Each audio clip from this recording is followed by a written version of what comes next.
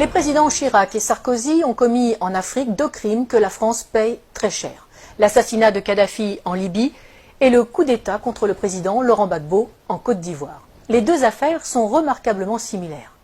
Pour résumer, dans les 2 cas, un président français en exercice a sciemment utilisé la force militaire française contre un pouvoir légitime d'un État tiers pour imposer un régime plus favorable à des intérêts privés et, semblerait-il, également pour éliminer des preuves de financement occulte de campagnes électorales françaises. Et ce sont les populations tant françaises que libyennes ou ivoiriennes qui en paient le prix humain, financier, sécuritaire et démocratique. C'est le cadre général tant en Libye qu'en Côte d'Ivoire.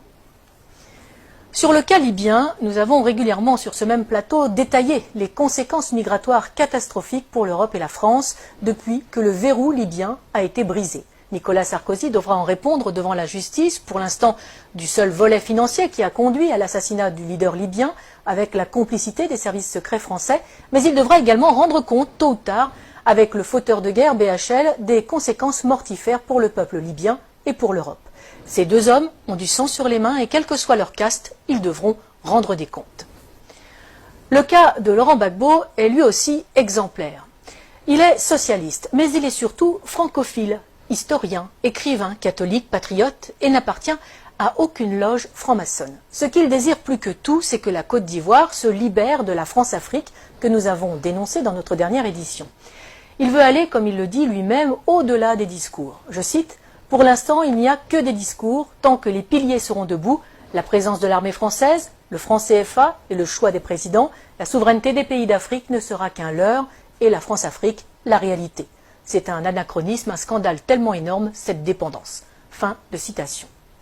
Il va vite devenir l'homme à abattre, d'autant qu'il n'est pas prompt à accepter les exigences de Villepin ou de Chirac qui attendaient, selon ses propos, des valises de billets et pas des valises de francs CFA. Longtemps opposant à Félix Houphouët-Boigny, emprisonné pour cela par le Premier ministre de l'époque, un certain Ouattara, qui est désormais l'actuel président, il est élu à la présidence de la République de Côte d'Ivoire en 2000 face à Robert Guéhi. Dès lors, la France n'aura de cesse de lui faire quitter le pouvoir de gré ou de force. Dès 2002, il doit faire face à une tentative de coup d'État par des éléments armés par le Burkina Faso. Non seulement la France ne le prévient pas de l'attaque, comme Laurent Gbagbo le dira plus tard, bien sûr qu'ils ne m'ont pas prévenu puisqu'ils étaient dans le coup. Mais Michel Alliot-Marie, alors ministre de la Défense de Chirac, refuse de faire jouer les accords de défense pourtant imposés à l'indépendance en 1960 par Paris. C'est une affaire ivoiro-ivoirienne, dira-t-elle. Henri Emmanuelli, ancien président PS de l'Assemblée nationale, expliquera cette trahison par cette sentence, je cite, « Laurent Gbagbo a eu depuis le début un souci, faire de la Côte d'Ivoire un pays indépendant. C'est cela qui ne lui a pas été pardonné. » Pour Laurent Gbagbo, ce coup d'État est la conséquence directe d'une loi sur l'assurance maladie qu'il a fait voter. Une loi destinée à mettre en place 2 caisses, une pour les paysans, une pour tous les autres travailleurs, financées par les bénéfices du cacao, du café, de l'EVA, mais aussi des mines de diamants et d'or. Les compagnies de la France-Afrique y voient une menace trop grande pour leur marge. Le coup d'État est donc lancé. La moitié nord du pays sera depuis cette date sous la domination de bandes de pillards et de rebelles. L'immigration de dizaines de milliers d'étrangers et la distribution de cartes d'électeurs visent à fausser le vote des Ivoiriens et à faire main basse sur le sud, Eldorado agricole et minier de l'Afrique. 30% de la population ivoirienne est, selon les dernières estimations, d'origine étrangère. En 2010, lors de l'élection présidentielle à Bouaké, fief de la rébellion et de Ouattara, on relèvera 250 000 votes exprimés pour 150 000 électeurs inscrits. Mais les événements ne vont pas assez vite. Pire, le régime légal de Laurent Gbagbo tient bon et avance vers la modernité. Décentralisation, création de conseils généraux qui s'attellent à la construction de lycées, de dispensaires, de routes. Les succès du Sud, sous le contrôle du pouvoir légal d'Abidjan, font rêver les Ivoiriens de la partie nord qui subissent les pillages et l'arbitraire des rebelles qui soutiennent Ouattara. Laurent Gbagbo est de plus en plus populaire. Si Laurent Gbagbo n'est pas dupe, il confiera depuis sa cellule à La Haye, je cite, « Pour anticiper les coupes d'État, il me suffisait de suivre les cours du cacao ». Il fait preuve de retenue, accepte de discuter même avec les rebelles, et malgré le double jeu du gouvernement français. L'ONUCI, l'opération des Nations Unies en Côte d'Ivoire, saluera même le professionnalisme des opérations militaires de l'armée ivoirienne qui ne provoquent aucun dégât collatéral ni victime innocente. Il faut donc trouver un prétexte. La première tentative majeure date du 6 novembre 2004. Deux Sukhoi de l'armée ivoirienne, pilotés par des mercenaires biélorusses, bombardent la zone de confiance, dénommée aussi ZOC, notamment à Man et Bouaké, et font 9 morts et 39 blessés parmi les soldats français. L'armée française réagit et détruit les moyens aériens de la Côte d'Ivoire, ce qui l'empêchera de lutter efficacement contre les rebelles. La force Licorne doit se lancer à l'assaut d'Abidjan. C'est la dernière partie d'un plan en 4 phases. Un plan qui a si bien réussi en Côte d'Ivoire que la France l'a appliqué en Libye et au Mali. D'abord, un appel à l'aide d'un gouvernement fantoche ou rebelle reconnu comme légal. Ensuite, une première promesse d'aide par l'organisation régionale qui se retrouve vite dépassée. Puis un mandat de l'ONU au nom de crimes contre l'humanité, viols, etc. Et enfin, l'intervention de la France sur le plan diplomatique, économique et militaire pour mettre en place les hommes choisis.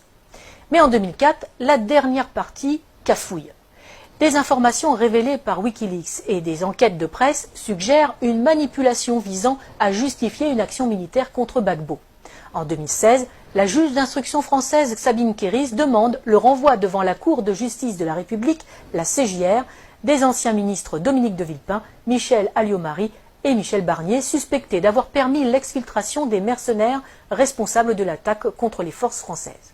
Pour Laurent Gbagbo, les services secrets français ont retourné son chef d'état-major, Mathias Doué, pour une attaque sous faux drapeau afin de légitimer la réaction française. Le parquet général près la Cour de cassation a indiqué n'avoir pas saisi à ce stade la commission des requêtes de la CJR.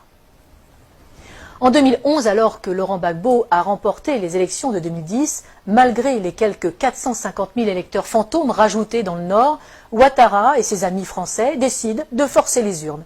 Ils contestent les élections, mais refusent de recompter les bulletins, qui sont détruits. Curieusement, le premier décompte avait été confié à une société française dont le directeur recevra un contrat de plus de 152 millions d'euros par le gouvernement Ouattara. Le 11 avril 2011, après 10 jours de combats à Abidjan et de bombardement de la résidence présidentielle par les forces spéciales françaises de la force Licorne et l'ONUCI, Laurent Gbagbo est arrêté en compagnie de son épouse Simone par les forces françaises. Ce n'est pas la fin des morts. Des centaines de civils seront arrêtés, torturés et exécutés par les complices de Sarkozy. La famille de Laurent Gbagbo, les militants, les ministres, des professeurs, des fonctionnaires. Autre victime de cet assaut, sans doute l'une des plus belles bibliothèques de livres classiques français de toute l'Afrique, seule richesse reconnue de Laurent Gbagbo et qui sera détruite par les bombes incendiaires françaises, tout un symbole. On peut se douter que les nouveaux maîtres de la Côte d'Ivoire ont mis le pays et les industries en coupe réglée. À commencer par Alassane Ouattara, l'ami intime de Nicolas Sarkozy, de Laurent Fabius et de Martin Bouygues, et aussi, aux surprises, de Georges Soros.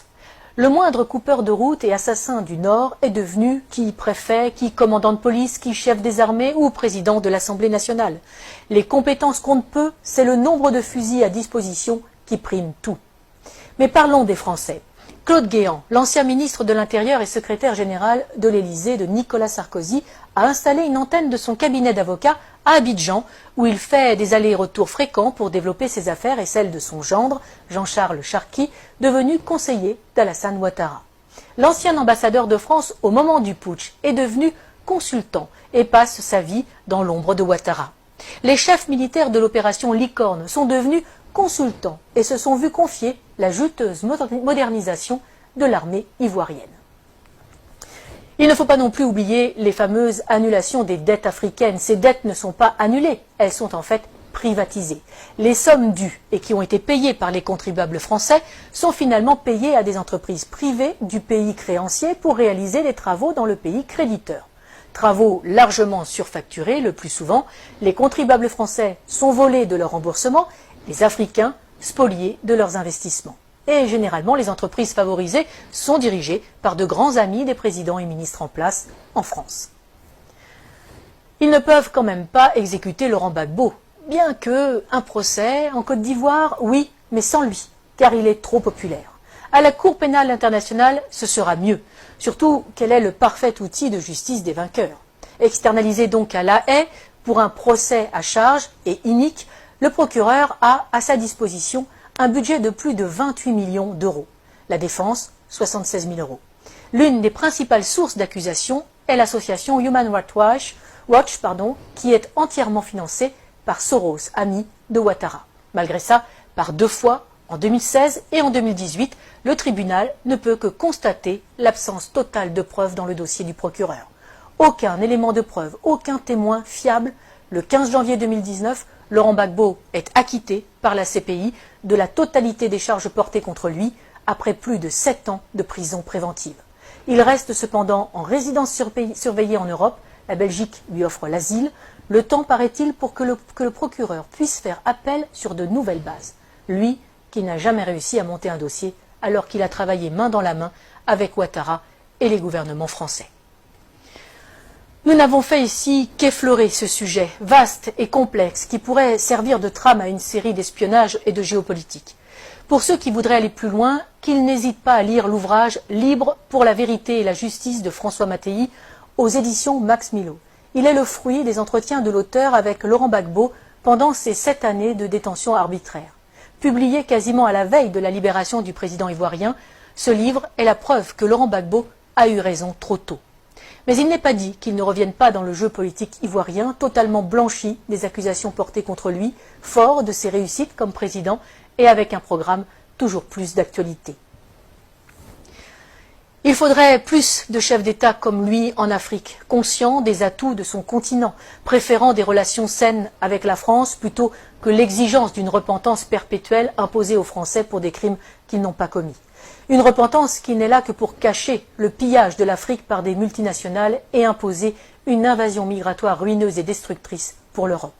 Défense de l'identité nationale, mise en œuvre d'un patriotisme social permettant de vivre et de travailler au pays, non-alignement, intégrité de ses élites politiques et économiques. Il faudrait peut-être aussi plus de Laurent Gbagbo en Europe.